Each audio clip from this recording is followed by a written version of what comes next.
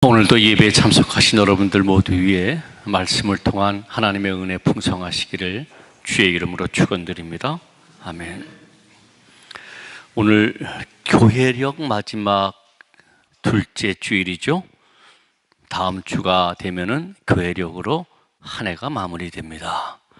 이 교회력 둘째 주일에 열 문화의 비유로 알려진 누가복음 19장 11절부터 27절을 살펴보도록 하겠습니다. 봉독해 드렸지만 우리 비유의 내용을 다시 한번 생각해 볼까요? 어떤 귀족이 왕위를 받아 가지고 오려고 먼 나라로 갔답니다. 갈 때에 그의 종 10명을 불러서 각기 은 10문화씩을 나눠주고는 돌아올 때까지 장사하라 라고 했다는 거예요. 이 문화라고 하는 것은 여러분들 잘 아시겠지만은 당시에 노동자가 하루 일해서 받는 품삯이 한 데나리온인데요. 100데나리온. 100데나리온이 한 문화예요. 그러니까 10문화씩을 나눠주고 돌아올 때까지 장사하라. 자기 종에게 그렇게 부탁하고 갔대죠. 근데 그곳 백성들은 저 사람이 왕 되는 것을 별로 좋지 생각하지 않아서 그 사람이 떠나자 그의 왕됨을 허락할 사람에게 우리는 저 사람 실수입니다. 저 사람이 왕이 되는 것을 원치 않는다라고 진정을 넣었다는 겁니다. 그러나 결과는 그들의 진정은 무시됐고요. 이 사람은 왕위를 받아왔습니다. 그리고 돌아와서 종들이 어떻게 장사했는지를 셈하였다라고 하는 것이죠. 한 문화로 열 문화를 남긴 종은 칭찬을 받고 10고을을 다스리는 권세를 받았어요. 또 한 문화로 5문화를 남긴 종은 또 5고을을 다스릴 권세를 받았어요. 그러나 보자기에 쌓아두었다가 그대로 내놓은 종은 가지고 있던 10문화조차 빼앗겼다. 그런 내용이에요. 그리고 그 사람이 왕이 되는 것을 원치 않았던 사람들은 왕이 되어 돌아온 그 사람에게 전부 다 죽임을 당했다라고 하는 것이죠. 그러니까 오늘 본문에는 두 가지 이야기가 이렇게 섞여 있어요. 오늘 이 10문화의 비유는요, 예수님 당시에 있었던 실제적인 역사 사실을 근거로 하고 있어요. 여러분들이 잘 아시다시피 헤롯 대왕이라고 하는 사람이 주전 4년에 죽습니다. 이 주전 4년에 죽자 그의 아들 아켈라오가 아버지의 왕권을 그냥 이어받기 위하여 로마로 가죠. 로마 황제에게 왕권을 받으러. 그때의 유대 백성들이 그의 왕권을 저지하기 위하여서 50명의 특별한 사절단을 파송합니다. 그러나 로마 황제는 유대인들의 그런 사절단의 청을 거부하고 이 아켈라오를 왕으로 세우게 되고, 이 아켈라오는 왕이 된 다음에 돌아와서 그 사절단을 전부 다, 그 지도자들을 전부 다 학살하는 그와 같은 역사적 사실이 있었어요. 그것을 기초로 해서 오늘 전하여 준 말씀이 바로 이 10문화 비유의 말씀입니다. 금방 여러분들이 아시겠지만 이 10문화의 비유는 마태복음 25장에 나와 있는 달란트 비유와 내용의 전개가 비슷하죠. 주인이 종들에게 얼마를 맡기고 또 돌아온 다음에 계산했다라고 하는 점에서 아주 비슷합니다. 그러나 아주 여러 가지 차원에서 다른 점이 많은데요, 특별하게 다른 점은 뭐냐면은 이 두 비유, 즉 달란트 비유와 10문화의 비유의 그 특별하게 다른 점은 이 두 비유가 소개되는 문맥이 다르다는 거예요. 마태복음의 달란트 비유는요, 예수님께서 예루살렘에 입성한 다음에 그리고 십자가에 달려 돌아가시 직전에 비유가 소개가 돼요. 근데 오늘 이 10문화의 비유는 예루살렘에 들어가시기 전이에요. 오늘 누가복음 19장 28절에 보시면은 이 비유를 들려주신 다음에 예루살렘에 입성을 해요. 그 다음에 예루살렘에 입성한다라고 하는 것이에요. 그리고 오늘 본문의 그 앞에 얘기가 뭔가 보시면은 뭐죠? 삭개오의 이야기죠. 그렇죠? 삭개오의 이야기와 예루살렘에 입성하시기 전 그 사이에 오늘 이 비유가 담겨져 있어요. 이 비유를 말씀하셨다라고 하는 말이에요. 그러므로 우리는 이 열문화의 비유를 제대로 이해하기 위하여서 이 비유가 이와 같은 배경 속에서 말씀되어진 것임을 확실히 알아야 돼요. 그렇지 않고 엉뚱하게 이 비유를 이해할 수는 없다라고 하는 말이에요. 오늘 이 비유의 배경이 되는 11절, 12절 굉장히 중요한 말씀인데요. 다시 한번 보실까요? 오늘 본문 누가복음 19장 11절, 12절 한번 보세요. 다시 제가 읽겠습니다. 저희가 이 말씀을 듣고 있을 때에 비유를 더하여 말씀하시니 이는 자기가 예루살렘에 가까이 오셨고 저희는 하나님 나라가 당장에 나타날 줄로 생각함이러라. 가라사대 어떤 귀인이 왕위를 받아가지고 오려고 먼 나라로 갈 때에 그리고 열문화의 비유가 나오는 거예요. 여러분, 사람들이 어떤 말씀을 들을 때에 이 비유를 말씀하셨다는 말입니까? 바로 앞부분의 얘기예요. 바로 앞부분, 예수님께서 여리고 세리장 삭개오의 집에 들어가셔서 오늘 이 집에 구원이 이르렀다. 이 사람도 아브라함 자손이로다. 인자의 온 곳은 잃어버린 자를 찾아 구원하려 함이라 라고 하는 말씀을 들을 때에 이 비유를 들려주셨다는 얘기예요. 이해가 되시죠? 또 이 비유의 말씀은 어떤 이유로 하셨는가? 왜 하셨는가라고 하는 거예요. 왜 하셨는가? 11절 하반절에 이는 자기가 예루살렘에 가까이 오셨고 저희는 하나님 나라가 당장에 나타날 줄로 생각함이로라. 백성들이 뭔가 지금 착각하고 있어요. 뭔가 잘못 생각하고 있어요. 하나님 나라가 당장에 나타날 줄로 생각하고 있어요. 왜냐하면 예수님께서 예루살렘에 가까이 오셨다고. 여리고는 예루살렘에서 단 하루길밖에 없는 아주 가까운 곳에까지 오셨고, 야, 이제 하나님 나라가, 예수님이 무슨 말씀을 하시는 걸 듣고는 하나님 나라가 당장에 이루어질 줄을 알았기 때문에 이 열문화의 비유를 들려주셨다라고 하는 말입니다. 여러분, 사람들이 착각한 것은 뭡니까? 이미 우리가 올해 쭉 누가복음을 통하여 살펴봤죠. 예수님은 갈릴리로부터 선교 여행을 시작하셔서 어디를 향하여 가시냐면은 유대의 정치 종교적 수도인 예루살렘을 향하여 계속 올라오셨어요. 그리고 어느덧 예루살렘 가까이 여리고까지 오셨다는 말입니다. 그냥 오신 것이 아니잖아요. 여러 가지 많은 이적을 일으켰고 주옥 같은 교훈을 들려주시면서 오셨어요. 그리고 12제자뿐만 아니라 수많은 추종자들이 예수님을 따르면서 예루살렘으로 올라오고 있었단 말이에요. 그리고 아주 가까이 오셨어요. 그런데 예수님을 따르는 많은 사람들의 생각은 12제자를 포함해서 모두 예수님의 예루살렘 진군을 그들이 오랫동안 기다리던 하나님의 역사의 통치로 이루어진 것으로 생각했어요. 그 하나님의 역사 통치라고 하는 것은 다름 아니라 곧 다윗 왕국을 회복하실 것으로 생각했던 거예요. 드디어 하나님께서 이 예수님을 통하여 옛 다윗 왕국을 회복하시어 새로운 세계를 여시는구나. 그날이 임했구나. 이제 조금만 더 가면 예루살렘이에요. 아마 근래 진군하셔서 새로운 정부를 세울 것이다 라고 하는 생각을 하게 됐던 것이죠. 예수님을 정치적인 메시아로 생각했던 거예요. 더더군다나 여리고에서 삭개오에게 뭐라고 말씀하십니까? 오늘 구원이 이 집에 이르렀으니 이 사람도 아브라함 자손이로다.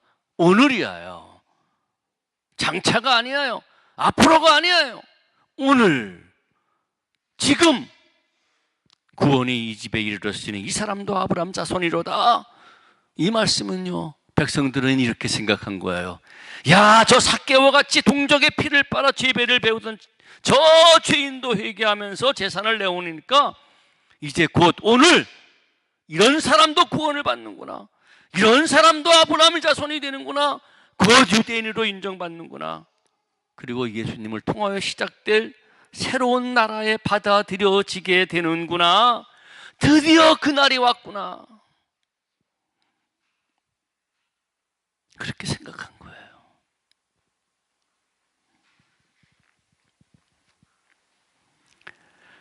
그렇게 생각하는 사람들은 이제 그날이 왔기에 이제 펼쳐질 새로운 시대에 대하여 부푼 꿈으로 흥분했을 거예요.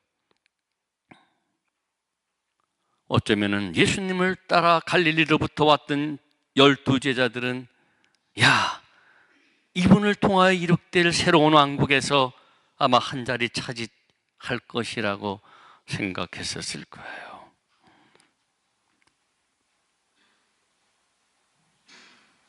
그런데 예수님은 이렇게 당장 하나님의 나라인 다윗 왕국 곧 이스라엘이 회복되는 줄로 오해하고 있었던 그들에게 이 열문화의 비유를 들려주신 거예요.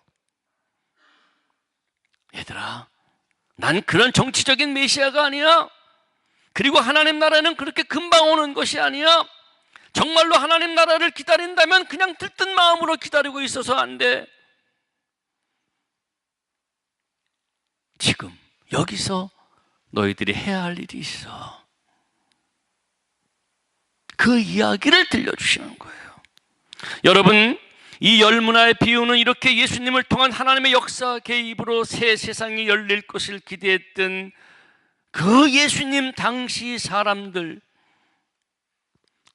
그들에게 그날이 올 때까지 지금 여기서 무엇을 해야 할지를 알려주신 말씀이에요.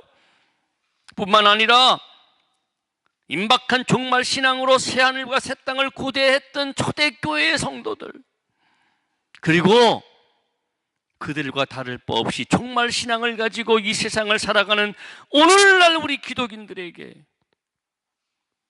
아주 중요한 사실을 알려주시는 거예요. 구체적으로 그것이 무엇일까? 우리 좀 더 본문을 좀 살펴보도록 하겠습니다. 여러분, 왕권을 받으러 떠난 분은 알레고리적으로 생각해서 장차 세상을 구원하러 재림하실 기름 부음 받으신 분, 곧 메시아예요. 근데 그분은 당신의 10명의 종들에게 당신이 돌아올 때까지 장사하여 이익을 남기라고 동일한 은 10문화씩을 나눠줬어요. 여러분, 마태복음 25장에서 달란트 비유에서는 달라요. 달란트 비유에서는 어떤 사람에게는 5달란트, 어떤 사람에게는 2달란트, 어떤 사람에게는 1달란트 달리 나눠줘요. 그렇지만 이 비유에서는 10사람에게 모두 똑같이 10문화를 주시는 거예요. 여러분, 모든 사람들이 동일하게 받았다라고 하는 이 10문화는 무엇을 의미할까요? 사실 달란트 비유에서는요, 받은 사람들이 각기 다르다라고 하는, 그래서 각자에게 주어진 능력 또는 특별한 재능이 사람마다 다르다라고 하는 거예요. 그러나 본문에서는 모든 사람들에게 동일하게 주어졌다는 이 열문화, 이게 뭘까요?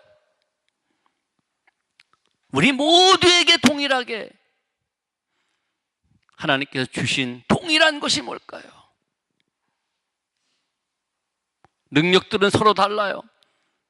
근데 우리 모두가 하나님으로부터 동일하게 받은 것, 이것 뭘까요? 여러분, 모두가 동일하게 24시간을 살아가는 한 번뿐인 이 인생, 이 생명 아닐까요?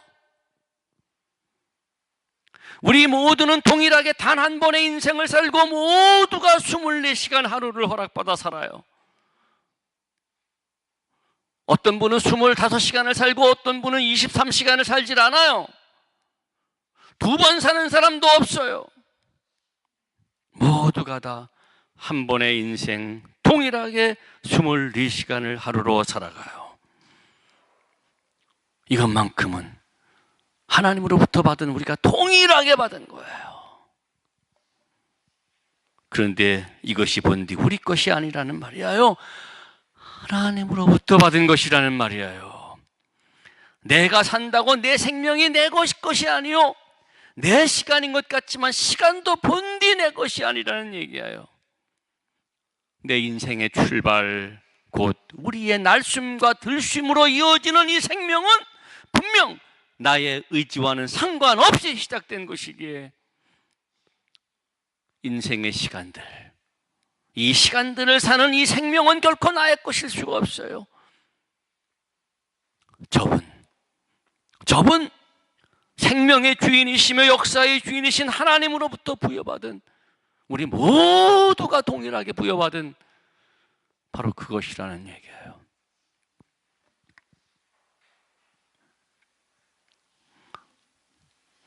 사랑하는 여러분, 내가 가지고 있는 이 생명, 그리고 이 시간들이 누구의 것이냐에 대한 바른 의식을 가지고 있는 것이 중요해요. 내 것이라고 생각한다면 내 마음대로 사용할 수가 있겠지만은 하나님이 내게 맡겨주신 것이 분명하다면은 결코 내 마음대로 함부로 사용할 수는 없죠. 절대로 안 되죠. 언제도 말씀드렸던 걸로 기억을 합니다. 제 둘째 딸 우리 지영이가 대학을 다닐 때 아르바이트를 해서 어느 날 디지털 카메라를 한 대 사왔어요. 그때까지 저희 집에 뭐 지금도 없습니다만은 카메라라고 하는 것은 없었어요. 근데 제가 디지털 카메라를 한 대 사왔길래 제가, 야 지영아, 우리 집도 이제 카메라 생겼네? 그랬더니 저 녀석이 한다는 얘기가, 왜 우리 것이냐 얘기해요. 내 것이다. 야 우리도 이제 카메라가 생겼네 그랬더니 아니라는 얘기예요. 우리 것이 아니라 내 것이라는 얘기예요. 자기가 힘들게 아르바이트를 하고 용돈을 전락해서 어렵게 산 내 것, 윤지영이 것이지 우리의 것이 아니다. 그러니까 아빠가 필요하면은 자기한테 허락받고 써라. 아주 황당했어요.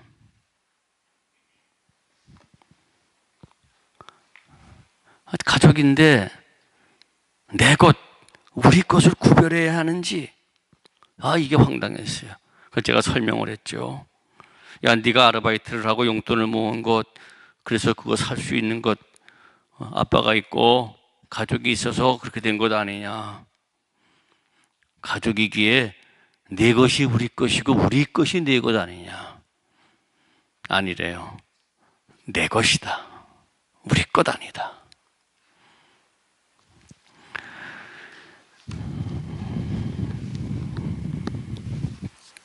소유의식이 중요하다는 얘기예요. 이게 누구 것이냐라고 하는 소유권에 대한 의식이 굉장히 중요하더라고요. 물론 나한테 설득을 당해서 결국은 이제 지 것이 우리 것이 됐고 딸 것이 아빠 것이 됐고 했지만 말입니다. 여러분, 지금 내 것이라고 하는 것에 대한 올바른 소유의식, 이거는 그것을 어떻게 사용해야 할 것인지에 대하여서 중요한 전제 조건이 되는 거예요. 마찬가지로 꼭 한 번 사는 인생, 누구에게나 동일하게 주어진 이 시간, 우리 생명에 대한 소유권이 누구에게 있느냐, 우리는 바르게 알아야 해요. 내 것이라고 생각한다면 내 것이기에 그냥 내가 하고 싶은 대로 나를 위해서 마음대로 사용할 수가 있어요. 그러나 이것이 정말로 하나님의 것이요, 나에게 잘 사용하라고 맡기신 것이 분명하다면 그렇게 막 살 수는 없죠. 대충 살 수는 없죠. 하나님이 바라시는 대로 그 시간을 활용해야 하죠. 내 마음대로가 아니라 원래 주인이신, 나한테 맡겨주신 하나님의 뜻대로 활용해야 한다는 것이요. 그럴 때 이 생명과 더불어 우리의 건강, 우리의 물질, 능력, 이것도 하나님 뜻대로 바르고 효과적으로, 역동적으로 사용할 수가 있는 것이며, 우리네 인생이 하나님 앞에 칭찬을 듣게 된다라고 하는 겁니다. 뭘 해야 될 것이냐 얘기죠. 이제 어떻게 사는 것이 그러면 하나님이 바라시는 올바른 삶이냐라고 하는 거예요. 사실 우리는 이 본문을 통하여서는 확인할 길이 없어요. 그러나 누가복음과 사도행전, 이거는 전편과 후편과 같은 거예요. 동일한 저자가 쓴 글이에요.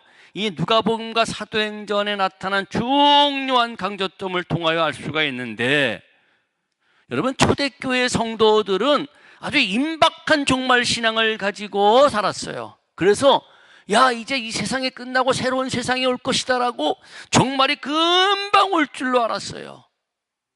근데 시간이 점점 지나도 그네들이 바랐던 대로 종말이 금방 오지 않았죠. 그러자 굉장히 혼란이 왔어요. 아니, 종말이 금방, 새하늘과 새 땅이 금방 열릴 줄 알았는데 오지 않으니. 이러할 때에 이 누가복음과 사도행전을 쓴, 우리가 누가로 알려진 이분이 이 문제에 대하여 신학적으로 해명을 해요. 다름 아니라 종말은 금방 오는 것이 아니라 전 미래에 오는 것이에요. 먼 미래에 오는 것이라는 얘기죠. 그래서 지금은 그냥 주님이 언제 오시나 하늘만 쳐다볼 것이 아니라 성령의 인도하심과 함께 그날까지 특별한 일을 해야 돼. 곧 예수 그리스도를 전해야 한다는 거예요.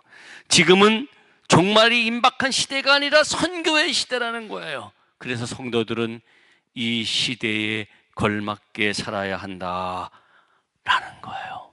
오늘 이 열문화의 비유의 말씀도 하나님 나라가 당장에 나타날로 생각했던 사람들의 생각을 수정하기 위하여, 올바로 가르쳐주기 위하여 하신 말씀이에요. 그날까지, 언제인지 모르겠지만은 그 종말이 올 때까지 해야 할 일이 무엇인지를 가장 잘 나타내 주는 말씀이 누가복음의 후편인 사도행전 1장 6절부터 8절, 너무나 잘 아시는 말씀이에요. 우리 종말의 시대에 사는 성도들이 귀담아 들어야 될 말씀이죠. 제가 읽겠습니다. 너무너무 잘 아시는 말씀이니까. 예수님께서 부활하시고 승천하시기 직전에 40일 동안 제자들과 함께 있었잖아요. 그때에 하신 말씀이에요. 제가 읽겠습니다. 저희가 모였을 때에 예수께 묻자와 가로되 주께서 이스라엘 나라를 회복하심이 이때니까 하니 가라사대 때와 기한은 아버지께서 자기의 권한에 두셨으니 너희의 알 바 아니요 오직 성령이 너희에게 임하시면 너희가 권능을 받고 예루살렘과 온 유대와 사마리아와 땅끝까지 이르러 내 증인이 되리라 하시니라. 요거예요. 아주 핵심 구절이에요.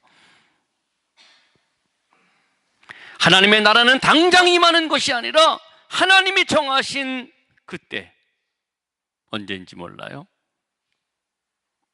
그때 임하는 것이요, 성도들은 그때까지 하나님으로부터 허락받은 소중한 인생, 이 생명, 이 시간들을 예수 그리스도의 증인으로 살아야 한다 라고 하는 거예요.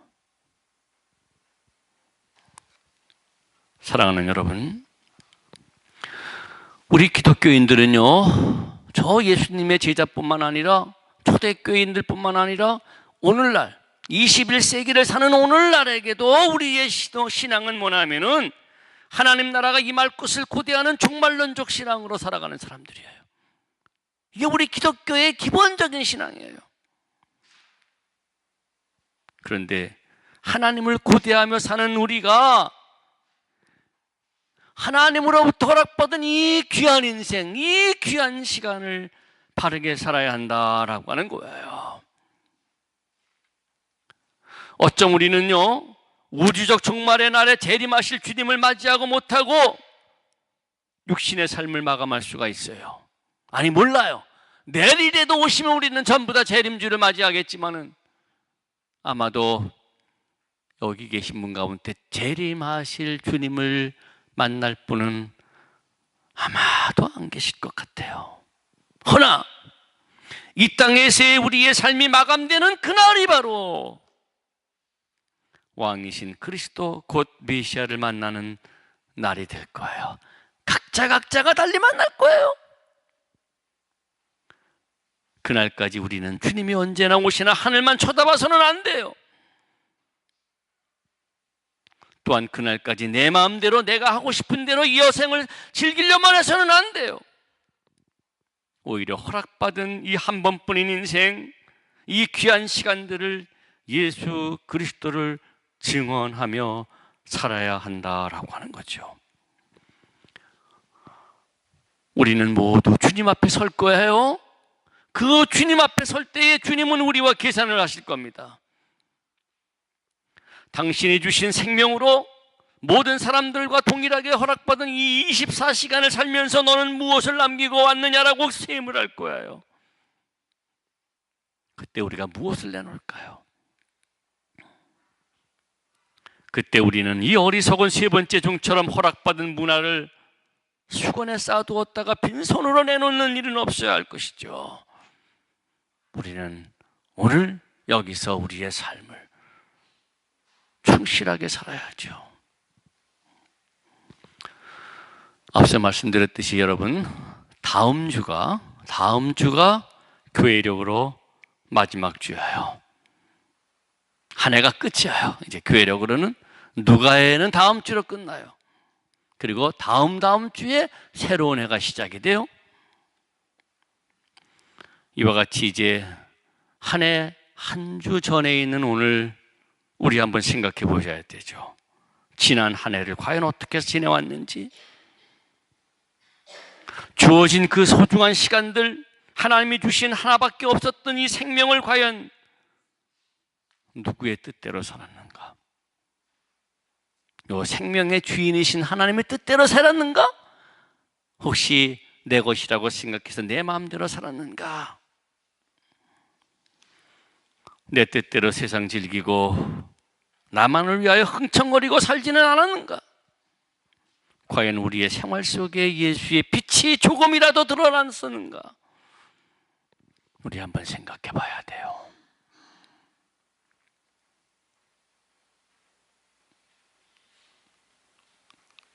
그리고 이제 지난 시간들은 다 어떠할지라도 이제 앞으로 우리에게 주어질 이 시간들, 이 시간들이 하나님의 것임을 알고 우리 인생의 끝나는 날까지 우리는 하나님이 기뻐하시는 일을 온몸으로 전해야 돼요. 나타나야 돼요. 그게 바로 예수 그리스도의 증인이 되어야 한다는 거예요. 입술로 우리는 복음을 전해야 돼요. 삶으로 예수 그리스도의 가르침을 실천해야 하죠. 그리하여서 우리 생활 구석구석에 그리스도를 드러내는 어떠한 성스러운 냄새가 드러나줘야 되고, 예수를 알지 못하는 사람들과 남다른 사랑의 요소가 나타나줘야 하죠. 평화를 구현하고 옳지 않은 것에 등져서 정의와 짝하여 살아야죠. 나에게 그 어떤 유익이 된다 할지라도 하나님이 원하시는 부정이라면은 우리는 기꺼이 내팽겨쳐야죠. 뿐만 아니라 하나님 외에 그 어떤 것도 우리의 최대의 가치는 되지 말아야 하는 거죠. 우리 주변에는 예수 그리스도를 인정하지 않는 사람들이 아직 너무나 많이 있어요. 본문에 의하면은 이들은 예수님의 왕됨을 원치 않았던 사람들로 마지막 때에 다시 오시는 왕이신 예수 그리스도를 통하여 심판을 받을 사람이에요.